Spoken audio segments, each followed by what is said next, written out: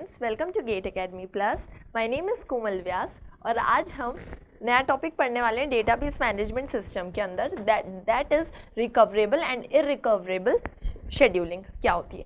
ये पूरे टॉपिक्स चल रहे हैं हमारे ट्रांजैक्शन के अंदर में। तो हमने देखा ट्रांजैक्शन क्या होता है, हमने एसेट प्रॉपर्टीज़ देखा, देन उसके बाद हमने ट्रांजैक्शन के स्टेट्स देखे क्या क्या होता है। इसके बाद में और भी बहुत सारे टॉपिक्स हैं जो अभी आगे मैं पढ़ाऊँगी आपको, दैट इज़ सीरियलाइजेबिलिटी क्या होती है, कॉन्फ्लिक्ट सीरियलाइजेबिलिटी क्या होती है, then we can say locking process क्या होता है, एट्सेट्रा। बहुत सारी चीज़ें पढ़ेंगे। तो ये एक इम्पॉर्टेंट टॉपिक होता है जिससे गेट के एग्जाम्स में आपसे क्वेश्चंस पूछे जाते हैं। आपको एक सिनेरियो दे देगा और आपको बोलेगा कि जो ये सिनेरियो है क्या ये रिकवरेबल है या इरिकवरेबल है। इसका मतलब क्या हुआ कि समझिए कि एक शेड्यूलिंग के अंदर में बहुत सारे ट्रांजैक्शंस हो रहे हैं, ओके। तो वो ट्रांजैक्शंस जब अब जब बहुत सारे हैं तो मतलब वो नॉन सीरियल ट्रांजैक्शंस हैं, ओके। तो पैरेलल या नॉन सीरियल ट्रांजैक्शन में क्या होता है, कॉन्करेंसी रहती है, क्योंकि एक ट्रांजैक्शन आया फिर दूसरा ट्रांजैक्शन आया। अगर फर्स्ट कंप्लीट नहीं भी होगा तो भी हम अलाउ कर देते हैं सीपीयू को कि वो दूसरा ट्रांजैक्शन कर ले, ओके।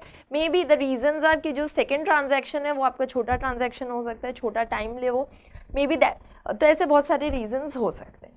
तो होता क्या है कि कॉन्करेंसी करते टाइम पे कई बार हमारे जो डेटा है वो फेल हो जाते हैं।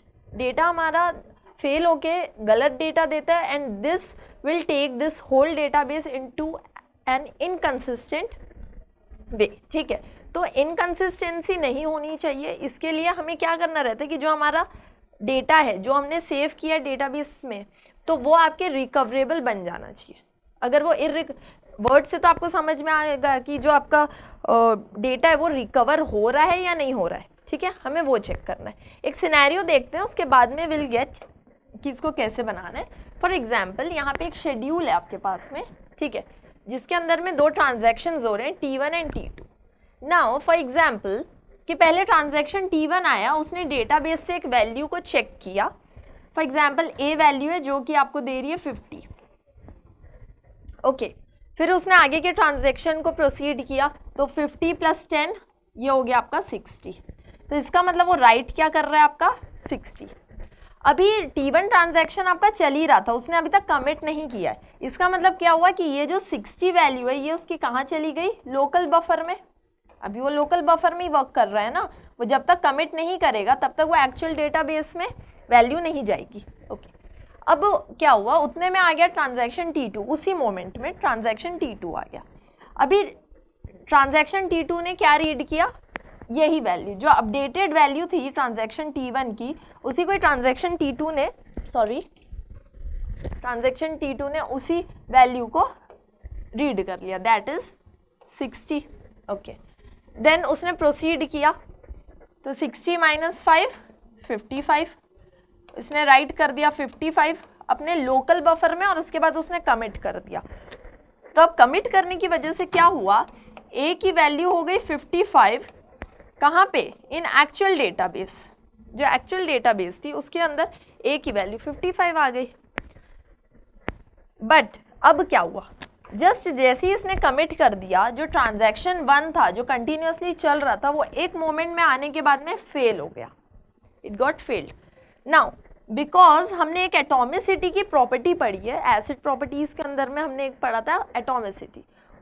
उसका मतलब क्या है, या तो ट्रांजैक्शन पूरा कंप्लीट होगा नहीं तो कुछ भी कंप्लीट नहीं होगा।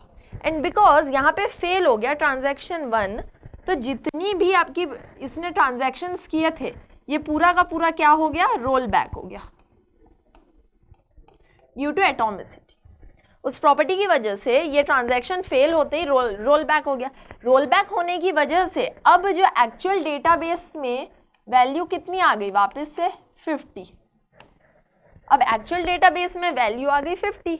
इसका मतलब क्या हुआ कि ट्रांजैक्शन T2 की जो वैल्यू थी वो क्या हो गई, गायब हो गई। मतलब उसने क्या डेटाबेस में सेव किया था 55, लेकिन जब उसने दोबारा देखा तो उसने देखा कि डेटाबेस में तो 50 रुपीज़ ही है, ठीक है। तो ये होता है आपका एक प्रॉब्लम, ये कॉन्फ्लिक्टिंग प्रॉब्लम आ गई यहाँ पे, ठीक है। और इसको अब हमें क्या करना है, रिकवर करना है कि भाई गलती हुई कहाँ पे है ना, कि आपको रिकवर करना भी ज़रूरी है। ये तो इरिकवरेबल हो गया, कि भाई ये पूरा चला गया अब डेटाबेस में एक्चुअल वैल्यू, फिर 50 आ गई, इसका मतलब क्या हो गया कि इनकंसिस्टेंसी आ गई कि ट्रांजैक्शन T2 की वैल्यू तो आपकी पूरी गायब हो गई, जो ये वाली वैल्यू थी, इसका ट्रांजैक्शन का कोई मतलब नहीं रहा। नाउ अगर आपको अब इसको रिकवर करना है तब हम क्या, आई होप आपको ये समझ में आया होगा कि इररिकवरेबल होता क्या है, ठीक है। जैसे ये फेल हो गया तो ये वैल्यूज़ क्या हो गई आपकी, रोल बैक हो गई। अब रिकवर करने के लिए आपके पास दो चॉइसेस है।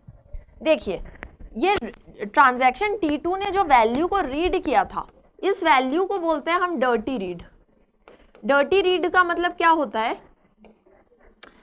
कि एक ट्रांजैक्शन हो रहा है, उसने जब अपडेट किया है किसी वैल्यू को, तो सेकेंड ट्रांजैक्शन जो उसी मोमेंट में आया है वो क्या करेगा, वो इस अपडेटेड वैल्यू को ही देख लेगा, है ना।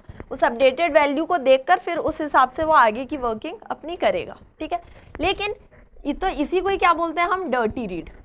ये जो वैल्यू होती है, जो अपडेटेड वैल्यू को वो यूज़ कर रहा है, भाई हो सकता है यहाँ उसको वापस से कुछ चेंजेस करने हो, लेकिन जब जैसे ही ट्रांजैक्शन 2 आया उसने क्या किया, इसके अपडेटेड वैल्यू को ही ले लिया, ठीक है, उसके फाइनल वैल्यू को नहीं लिया उसने। हो सकता है उसको बाद में यहाँ माइनस करना हो, मल्टीप्लिकेशन करना हो, कुछ भी ट्रांजैक्शंस उसको यहाँ परफॉर्म करने हो, लेकिन वो सब वो नहीं कर पाया क्योंकि इसने इस वैल्यू को रीड कर लिया तुरंत यहाँ पे। नाउ सबसे पहले अगर मुझे रिकवर करना है इस प्रोसेस को, तो मुझे क्या करना पड़ेगा, पहले मुझे डर्टी रीड फाइंड करना है। ओके, मुझे मिल गया डर्टी रीड कहाँ पे मेरा, ठीक है। उसके बाद में एक चीज़ और ध्यान रखना है कि जो मेरा कमिट हो वो सेम ऑर्डर में हो।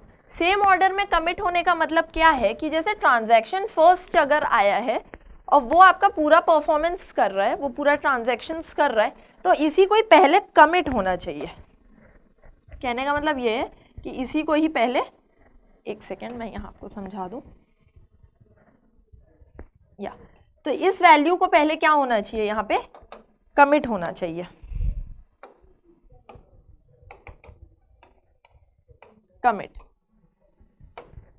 और जब ये कमिट होगा उसके बाद में फिर ये वैल्यू कमिट होएगी। ओके, मतलब ट्रांजैक्शन का जो ऑर्डर है कमिट भी उसी ऑर्डर में ही होना चाहिए। जब ये कमिट हो गई वैल्यू, तो अब क्या होएगी कि भाई अब मेरे पास मेन डेटाबेस में मेरे पास वैल्यू 60 आ गई। नाउ अगर ये बाई चांस उसके बाद फेल भी होता है, नाउ फॉर एग्जांपल ये कमिट होने के बाद में अगर ये वैल्यू फेल भी हो जाती है आपकी, ठीक है, तो क्या होगा, ये फेल, अब देखो यहाँ पे एक चीज़ समझो कि जैसे ये कमिट हो गया, ठीक है 60, अब ये जब रीड करेगा तो वो इस वैल्यू को रीड करेगा और उस हिसाब से वर्क करेगा। यहाँ एक चीज़ आप ध्यान दीजिए कि T2 जो है वो फंक्शनली डिपेंडेंट किस पे है, T1 पे। Okay, T2 functionally dependent T1 पर है, तो इसका मतलब कि अगर कोई T1 में अगर मैं कुछ चेंजेस लाती हूँ तो T2 में ऑटोमेटिक चेंज आ जाएगा आपके, ठीक है। अगर मैं T1 को फेल कर दी बाद में, लास्ट में अगर फेल हो गया बाई चांस मेरा T1, तो T2 मेरा क्या होगा, ऑटोमेटिक फेल हो जाएगा पहले ही, ठीक है। और उसके साथ में ये भी बाई चांस T2 फेल हो गया तब कोई प्रॉब्लम नहीं है, क्योंकि T1 ने तो कमिट कर दिया है ना अपना 60, तो यहाँ पे कोई प्रॉब्लम नहीं है। लेकिन इसी 60 की वैल्यू को T2 भी यूज़ कर रहा है। ओके, तो अगर ये फेल हो रहा है तो बाय डिफ़ॉल्ट ये ट्रांजैक्शन T2 भी क्या हो जाएगा, फेल हो जाएगा। और बाई चांस अगर T2 को ही सिर्फ नॉर्मल फेल होना है तो कोई दिक्कत नहीं है, ये value as it is transaction T1 में रहेगी। तो इस तरह से हम क्या कर सकते हैं, रिकवर कर सकते हैं हमारी वैल्यूज़ को। तो ये चीज़ आपको याद रखना ज़रूरी है सबसे पहले कि डर्टी रीड कहाँ पे है, आप वो ढूंढ लो, ठीक है। एंड डर्टी रीड का मतलब क्या हो, जो अपडेटेड वैल्यू हो एक ट्रांजैक्शन का, जिसको दूसरा ट्रांजैक्शन भी क्या कर रहा हो, पढ़ रहा हो। और उसके बाद में कमिट जो ट्रांजैक्शन पहले चला है तो वो पहले कमिट हो, और जो ट्रांजैक्शन बाद में वो बाद में कमिट हो। ओके, सो दैट वैल्यूज़ जो वो मिसमैच ना हो। So this is just the small example आपको बताने के लिए कि रिकवरेबल एंड इररिकवरेबल शेड्यूल क्या होता है। इससे रिलेटेड क्वेश्चंस एग्जाम में आते हैं, you can prepare for it. आगे मैं और भी क्वेश्चंस इससे रिलेटेड आपको कराऊंगी कि गेट में किस तरह से क्वेश्चंस पूछे जाते हैं। फिलहाल के लिए यही रहेगा, मैंने जस्ट आपको समझाया एकदम बेसिक वे में ये क्या होता है। Thank you very much.